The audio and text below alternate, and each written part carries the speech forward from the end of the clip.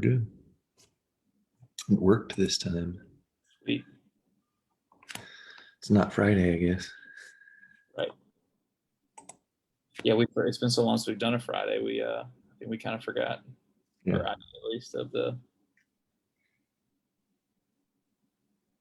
usual hangout I didn't put out an invitation, did you? for today. Yeah. I think you did. Did I? If I did, I Yeah, forgot. Monday, August 17th. It's on there. Oh, okay, good. You must have just done it like right after we got done. Probably. Yeah. Oh.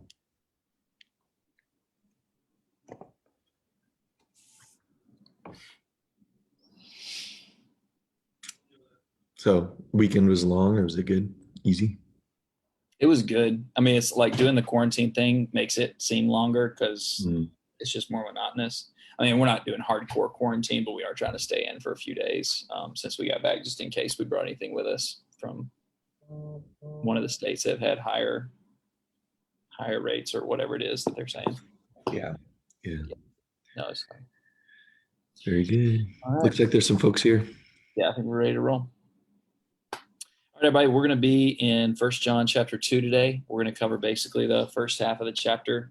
Thanks for being with us. We've missed the past couple of weeks being away, and so we're excited to be back on talking about 1 John.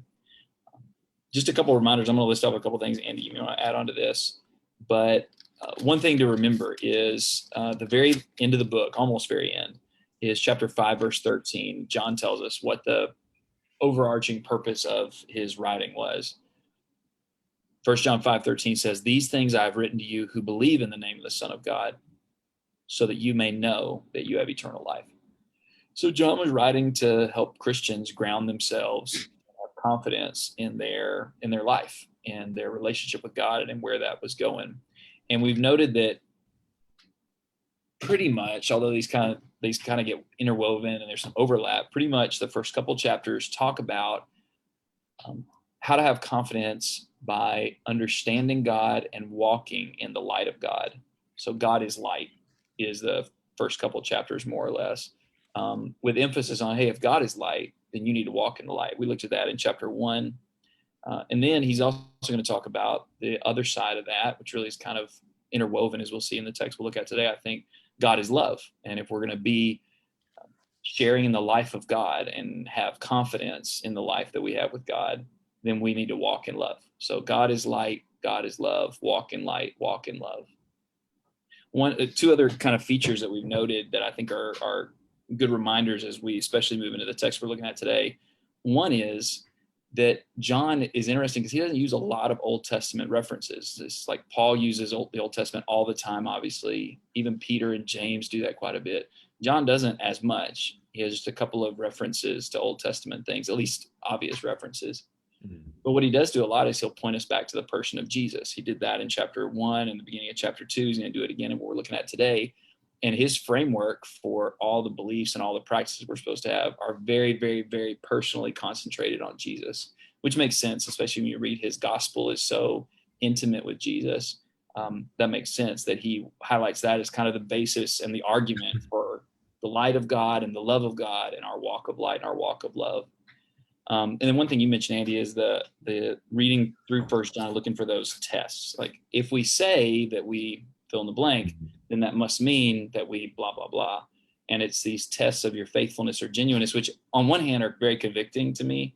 But I've also thought about those tests in the context of this confidence that, okay, if I say these things and if I'm doing them, it actually should be a great source of confidence, not something that makes me unstable, but actually gives me a greater sense of strength in my life in the Lord. Those are a few just kind of recap and background as we're kind of getting back in the swing of things. What else do you think would be good for us to kind of add in before we do this?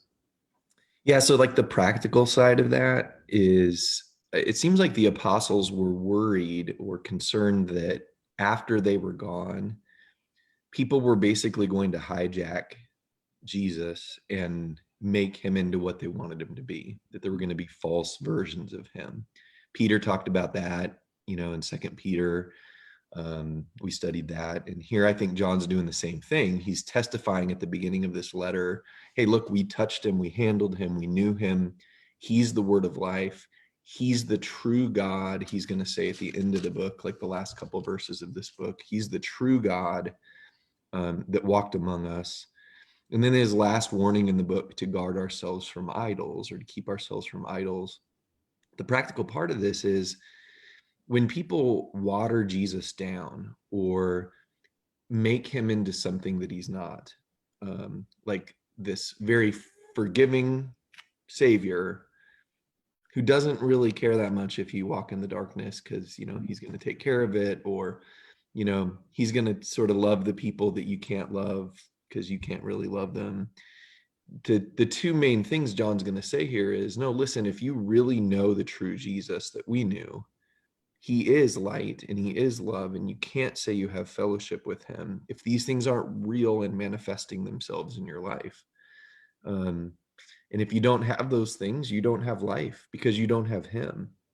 Like, that's going to be really the practical part of this. So as comforting as this book is to give us confidence that we have life, it's also a challenging book because people lie about Jesus, and sometimes we lie to ourselves. That's going to be something he says a lot. You're deceiving yourselves, or you're sort of convincing yourself of something that's not true if these things aren't real in your life.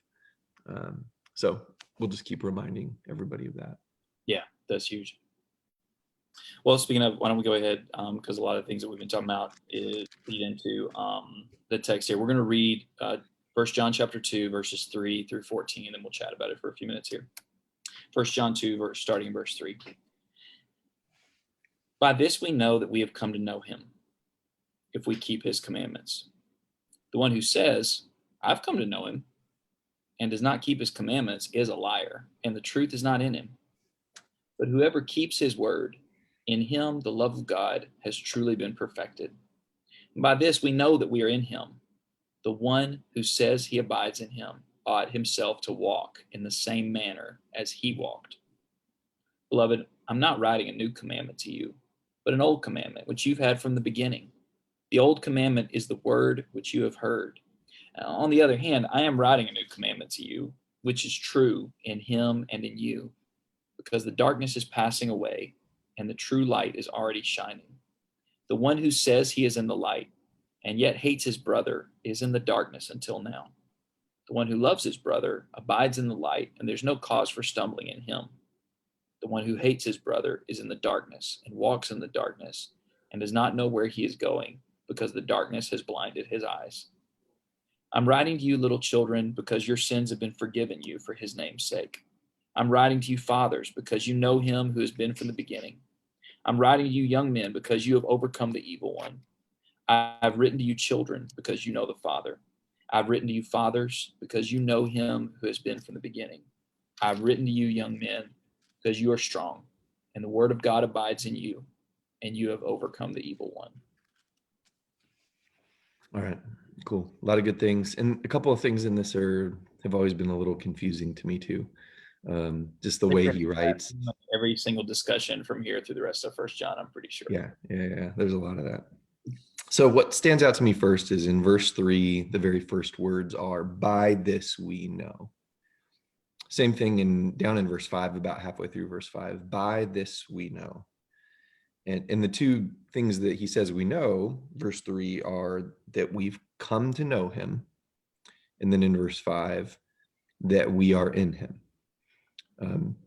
This is challenging because I think all of us who are Christians would say, like, yeah, I know Jesus. Like, I've come to know him. Yeah, like I live in him. I abide in him.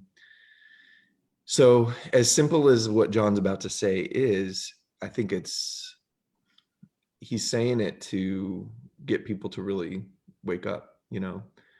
If this is how I know that I know him, if we keep his commandments.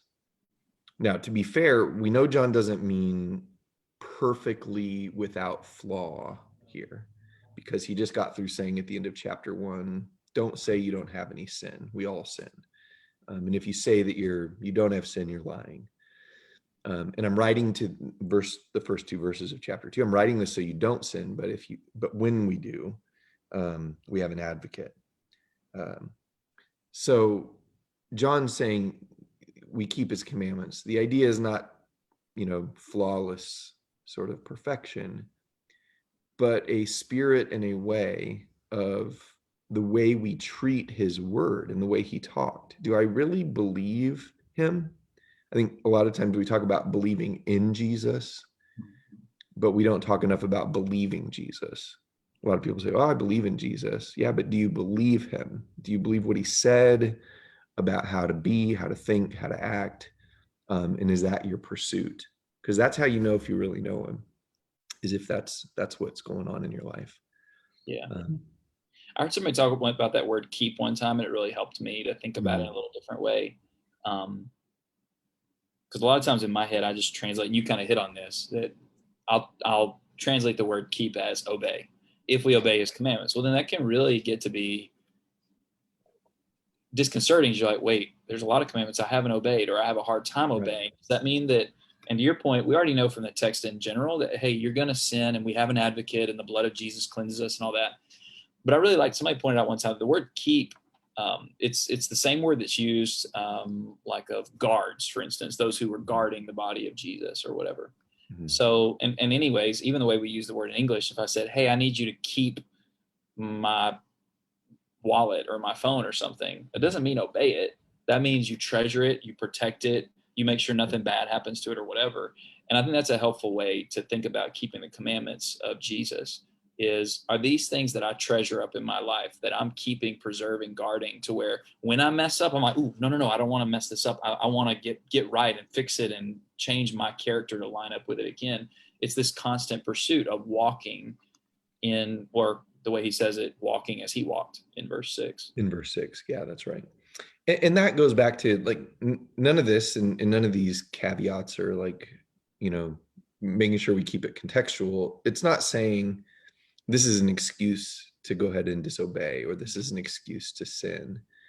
Um, I really do believe John's talking about an attitude or a spirit that treats Jesus like the anti-venom for sin. You know what I mean? Like, oh, I can keep getting bit by the snake because I got the anti-venom. You know, like I can keep going out and exposing myself to whatever because I had the vaccine or whatever. Um, that spirit of treating Jesus that way, I think the Hebrew writer says that's like insulting the spirit of grace. Yeah. You know, that's playing games with God, who not only gave us Jesus to forgive us, but gave us Jesus to change us, to make us different people. And if we're not in pursuit of that, then it's really just a deception. Yeah. Well, and that's why, to use that word deception, he says you're a liar Right. and the truth is not in you. If you say, Right. I've come to know him, but I'm not keeping his word or his commandments. And I don't know if this is, and maybe it's a little bit of both. I don't know if John is warning us, hey, watch out for people who say that they know God and they're maybe coming trying to influence you. But then you look at their life and they're not keeping his commandments, or they're not encouraging you to keep his commandments. They don't really know God. They don't really abide in him. I also tend to think, given the context of the previous section, what he's trying to do is say, you're lying to yourself. If you tell yourself, oh, I know him, or I love God, or whatever, but you're not keeping his commandments, I mean, you are deceiving us, maybe, but more importantly, you're lying to yourself. And don't even do that, because you're going to ruin your life if you keep on saying you know him, but you're not keeping his commandments. This may be way too much of a tangent, but I do believe that part of what John was trying to accomplish in all of his writings, the way the way the Holy Spirit used John as a writer, was to bring some clarity to what does believing in Jesus really mean anyway? And what does it have to do with the truth abiding in us, and like what is real belief? I think we live in a time where people make belief something that really is too simple, and not as complex as it should be. Uh, Here's my tangent. There's a real brief explanation of this, but you know, of all the gospel writers, Matthew, Mark, Luke, and John, John uses the word belief, the pisteo word, like so much more. Matthew uses it 9 times, Mark uses it 14 times, Luke uses it 9 times, and John uses it 92 times in his gospel. Like, like a ridiculous amount more is this discussion of belief. But there's a couple of really important passages in John's gospel that I think go right back to what we're talking about here. Do I really know him? Is the truth really in me? Do I really believe in him? Those two passages in John are John chapter 2, verse 23, the Gospel of John chapter 2. It says, "Now when he was in Jerusalem at the Passover during the feast, many believed in his name, observing his signs which he was doing." That sounds really good, you know? If we were to say, hey, many people believed in him because they saw the signs he was doing, we'd think, oh, good, that's cause for rejoicing. But the next verse says, "But Jesus, on his part, was not entrusting himself to them, for he knew all men. And he didn't need anyone to testify concerning men, for he himself knew what was in man." So what's interesting is that word entrusting himself to them in verse 24 is the same word as believe in verse 23. It's like saying they believed in him, but he didn't believe them. He didn't entrust himself to them. That also helps us understand the idea of believing means to entrust ourselves to somebody, believing what they said. But this goes back to what you were just saying. He knew what was in them. Whatever their belief was, it was a superficial kind of belief that didn't go deep enough for him to have a relationship with them. Another passage like that in John is John 8. In John 8, in verse 30, after he preached for a while, it says, "As he spoke these things, many came to believe in him." And again, we'd think, well, that's great. Good news. Many people believed in Jesus. But then the very next verse, it says, "So Jesus was saying to those Jews who had believed him, 'If you continue in my word, then you are truly disciples of mine, and you will know the truth, and the truth will make you free.'" And then they get offended that he's talking like this to them. By the way, for any of you that ever study with people that talk like all you really got to do is believe in Jesus, these passages are so important because you can just point out to them, who is Jesus talking to in John 8:31? To people that believed in him. And what did he say to them? That the truth would set them free. And they were upset because they were like, wait, we're not enslaved. And he goes on to say, yes, you are. Believing in me in this superficial way doesn't set you free. You've got to entrust yourself and believe deeply in your heart and actually believe the truth and practice the truth. This whole discussion in John 8, I don't want to go into it too far, is a lot like this passage over here in 1 John 2. If the truth isn't in you, you can say you believe in Jesus all day long, and you can even in some way believe in him, but not really have the life and the freedom that you wish. Yeah. Yeah, that's, I mean, 1 John 2, verse 4 is really just kind of a rephrasing of John 8:32, what you just read, right? Mm-hmm. That's right. That's Continue right. my word, or as John says here, if you keep my word, keep his word, that is, then you'll know the truth. The truth will be in you. John warns about the truth not being in you, and you'll be free. Yeah. So here's the thing in this little paragraph in verses 4-6. I was looking at this earlier and trying to think about how to put all this stuff together. So keep the commands and know him. That's kind of the test of, do you know him? Keep the commandments. Okay. And if you do keep his word, which is evidenced by keeping the commands, then verse 5, it says, "In him the love of God has truly been perfected." Okay. So I've been trying to think about, is his point that's how you know that you really love God? Or is it this is how you're going to be assured that God truly loves you, or the goal of God's love has been accomplished in you? And maybe that's a little bit of both. Maybe it doesn't even matter. Maybe it's a silly question. But I guess that phrase, love of God, I was trying to think, is that the love that comes from God or the love that we have for God? Yeah. Well, he's gonna say that exact same thing, right, in 4:12. When he's talking about love, excuse me, he's going to say the same thing about, if you haven't learned to love others, then the love's not been perfected. But if you have learned to love others, then love has been perfected. Here it's in the context of light and walking in light. But I think your question's a good question. And I think it's easier to answer in 4:12. So we should save it. We could save it. I mean, we can talk about it. I do think it's actually talking about God's love for us. Yeah. Personally. Like the idea would be something like this. Hey, does God really love me? Yeah, he does.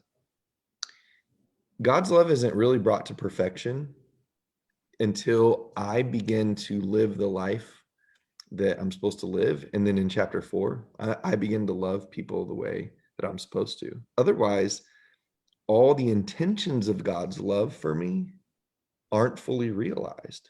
Yeah. But if I want to bring it to its completion, it's got to have this sort of external like movement and participation in order for it to come to its wholeness. Which is a weird way to talk, wait, God doesn't love me perfectly. Well, the purpose of his love for you is to love others and walk in the light. And if you don't do those things, then his love's not perfect yet. That's a real simple way to answer that, but go ahead. No, and that's kind of weird because I was thinking about it also because the next stage in this paragraph is, or the next concept is abiding in him, right? By this, we know that we are in him. The one who says he abides in him ought to walk in the same manner. Well, that walk in the same manner kind of sounds like keeping the command. So it's kind of this whole thing. So another way that I've thought about it, because I think this is pretty close to what you were saying, or maybe just the same thing, just with different words. If I love somebody, and probably all of us have had some point in our life where we loved somebody and they didn't love us back, or they didn't respond to that love in the way that we hoped or whatever. Well, that love was not perfected.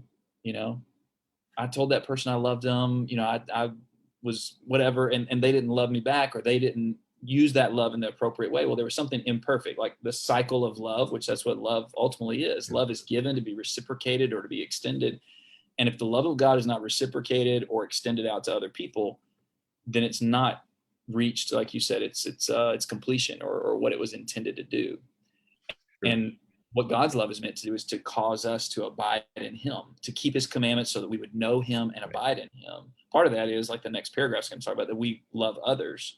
And in loving others, as he had talked about in chapter 4, is how we love God. I just think that's a really special thing to think about, is that God's made himself vulnerable in a sense. The things that he's done, he's included us in it. And that goes all the way back to the Garden of Eden. Whenever God created the world, he said, hey, here you go, guys. I made this. Now I want you to be a part of it. And even in the love that he's shown us, the way that he's tried to draw human beings back into fellowship with him is by putting the ball in our court and saying, hey, I love you. Will you take this love and allow it to come to perfection? Will you do what I'm telling you, so that it will become something where you can live in me and I can live in you, and we can have this fellowship and harmony where this love will actually matter?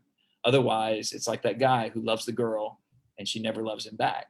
He still loves her, and maybe his love inside was perfect, but that love was not perfected because she didn't respond to it in the way that he was hoping. And that's what God's done with us. And that's a really tender, amazing thing to think about, what God's done, I think. Yeah, no, I think that's good. And we could do it in like a love relationship, like a man and a woman, husband and bride, or something like that, like with Christ and the church. But I also think this is a parental child thing. So like, it's like we love our kids, and I try to love them the best I can, just like you're doing with yours. But it isn't just them loving me back that perfects it. Like if I raise my kids and pour everything into them to try to teach them to be kind and loving and good or whatever, but I see them hating other people and not being kind and loving towards those people out there, then in a sense, my love for them's not been perfected in them yet. Right. And when I'll really sort of rejoice about the love that I've given them is when I see it in its completion in the character of this kid. And then I'll be like, yes, you finally sort of perfected the love that I gave you. I don't know. We'll keep exploring that, because he's going to say it more than once. And I think that's a concept that's good in here. Well, and that's really what this next paragraph is about, right? Where, like, on the one hand, at first he says, okay, I'm giving you guys a commandment. We're like, all right, cool. What's the commandment we need to keep? Right. And he's like, well, listen, like it's kind of old, it's kind of new, and I'm sure over there. But ultimately, it's that you need to walk in the light. Okay, got it. What do you mean walk in the light? Well, then he says walk in the light is all about, or crucially is about, loving your brother. That's one of the tests that he gives in verses 9 and 10, is whether you hate or love your brother. So are you abiding in him? Has the love of God been perfected in you? Are you keeping his commandments? Do you even know God? Well, one of the biggest tests is, do you hate or do you love? your Right. brother. And he's going to come back in greater details. We've talked about, he keeps circling back around to things. But that's a really concrete test for us to give ourselves. Am I somebody who's walking as he walked in love for my brother? Yeah. Okay, so why does he do this? It's kind of old, it's kind of new. I mean, what does he mean by Oh yeah, this? I did the short version so you could say why it's kind of old. I wanted you to cover that. Yeah, when he says, I'm not writing a new, but an old one, and you've had it, it's the word which you heard basically from the beginning. He either could mean from the beginning of time, like God's tried to tell his people this, or he could mean sort of like from the beginning of like the ministry of Jesus or something like that. Um, I tend to think that the idea is it's from the beginning of God's communication with mankind. Like the idea of loving God was what he said to the Jews, and loving your neighbor as yourself was also something that was said to the Jews. That's been around a long time. So it's not like it's novel with Christianity. It was a teaching in Judaism. But what makes it new in a way? Because even Jesus said that in John 13, a new commandment I give to you. But what is it? What is it that makes it new? So when I look at verse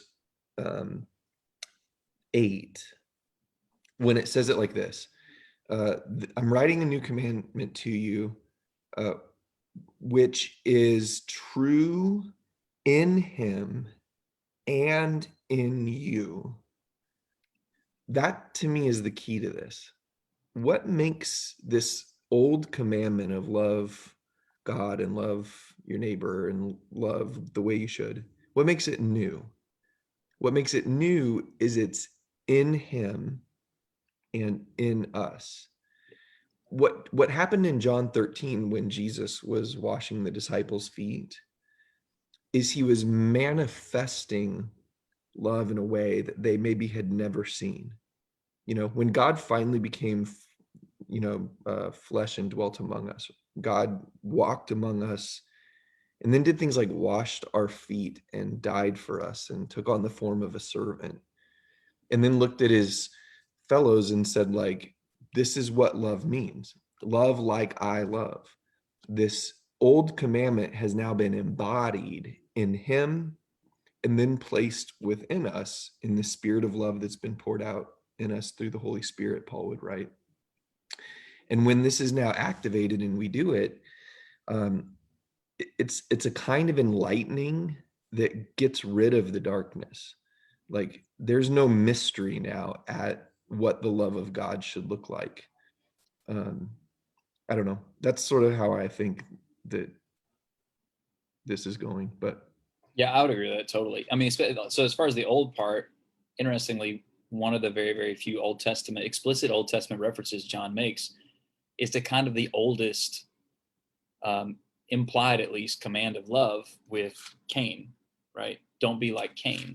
This is an old commandment. Don't be like that. This is one of literally the second oldest story in the Bible. right. Don't hate. You need to love your brother. Right. But then, like you said, it came true. And I just want to point out, you're mentioning John 13. But in John's memory of Jesus's love, that John 13, where Jesus washes the disciples' feet and Jesus says, a new commandment I give to you, that you love each other, even as I loved you. Well, right before that, at the end of John 12, this is what he records of what Jesus said. John 12:46. I have come as light into the world so that everyone who believes in me will not remain in darkness. And then he goes on and talks about the commandments, which is exactly like what John's talking about here. And then the very beginning of 13, he says that Jesus loved his own who were in the world, and he loved them to the end. And so I think that just kind of goes to confirm what you were just saying, that the special thing about this love that is this light that drives darkness out of us, is the love that Jesus manifested and that we're supposed to manifest if we really abide in him, which that's the question, verse 6. If you really abide in him, you got to walk as he walked, which means you've got to love and serve and sacrifice even as he loved and served and sacrificed. Yeah, very good. We've had some good comments on here, by the way, from Wes and Laura and Charity. And Charity's last comment about defining hate as indifference or lack of concern makes this especially hard. I think a lot of us let ourselves off the hook because it's like, well, I don't actively have like ill will toward a bunch of people. Yeah, but Jesus' love is a demonstration of active love and active service. That's like kind of the point of John 13. And anything less than that would be not love, right? That'd be hatred. I know we're getting kind of close on time, but one of the things that where my mind goes in this section in verses 9, well, really 8, 9, 10, all that, about light and darkness, and like somebody who doesn't love their brother, or the one in verse 10, the one who loves his brother abides in light, there's no cause for stumbling. But the one who hates walks in darkness and doesn't know where he's going. It reminds me of Proverbs chapter 4, verses 18 and 19, which are like two of my favorite verses in the Bible to describe the path of righteousness and unrighteousness. Proverbs 4:18 says, "But the path of the righteous is like the light of dawn that shines brighter and brighter until the full day. The way of the wicked is like darkness, and they do not know over what they stumble." I have to believe that John kind of had that proverb in mind, because the journey of love is like the light of the dawn. Remember, John himself started out wanting to cast down fire on the Samaritans, and he didn't have the attitude or the spirit of love that he needed to have. Jesus said, "You don't know what spirit you are of." But incrementally, John began to see, oh, I've got to love like this. I've got to love like this. I've got to love like this. And his enlightenment of love was like this proverb, where eventually the light shines bright like the noonday sun, and you understand what love means. Somebody who doesn't even get the beginning of that continues to hate and actively have like either ill will or nonchalance about anybody else around them. They're like that guy in the Proverbs who doesn't even know what they're stumbling over. They're still wandering around in darkness. Or like Jesus said in the passage in John, the truth hasn't set them free yet. They don't see clearly. I don't see clearly what it is that Jesus came to do. Anyway, so I think that's a good parallel passage for this, that Proverbs 4:18 and 19. Which, I mean, the whole book of Proverbs highlights this, but John's given us a different view of what it means to be an enlightened person. Mm-hmm. I think if most of us said, like, hey, tell me about somebody that you know is really enlightened or really smart or really wise, and you describe and be like, well, like, are they good people? Like, do they like spending time with anybody? Do they like talking to people? Do they like serving? A lot of times, according to the worldly standards of enlightenment or wisdom, no way. I would rather not talk to anybody. I'd rather live in the woods somewhere or just in a library all the time and all that. Whereas God's view of wisdom, God's truth about what it means to be enlightened, right, is actually to be a person of love and goodness and kindness and like knowing things that lead you in that way. right. But it's a totally different view of wisdom. I mean, in Proverbs, the wise person is a person who listens and accepts reproof. In John, the person who's enlightened or in the light is someone who's loving and serving and forgiving and all those kinds of things. Right. We've got to reframe our vision of what it means to be in the light. Yeah, that's right. It's not being a book person, it's being a person, people person. Or, another way that Paul would write that is knowledge puffs up, but love edifies, or love builds up. Yeah. The Ecclesiastes writer, after all those things in the book of Ecclesiastes, he's like, look, of the writing of many books, it's never going to end, and that's just going to make you tired learning all that stuff. What did he keep saying through the book of Ecclesiastes? Divide your portion with a few people and share with each other and be a generous, kind person to others. Like, love people is sort of the answer to a dark world. Yeah, I think that's great. That's what real enlightenment is. Yeah. All right, I know we're sort of out of time here, so we didn't get to this young men, old men thing. Do you want to say a last word about that or save it? Yeah, I mean, we can save it. We can come back and touch on it to kind of set things up next time. I mean, in general, I think he kind of pauses, just say, hey guys, if you're in the Lord, here's all the great things that you have. Yeah. Don't mess that up by stopping to walk in the light. Don't lose that by allowing the love of God to become imperfected by you yourselves not being those who love each other. Look at all the great things that you have and live up to it. That's kind of the way I take verses 12 through 14, just as a whole. Yeah, and I guess I just have questions about like why is he distinguishing between little and fathers, and why is there sort of this this age thing going on in the discussion?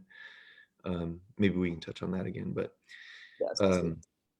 hey, thanks everybody for being with us. We really appreciate it.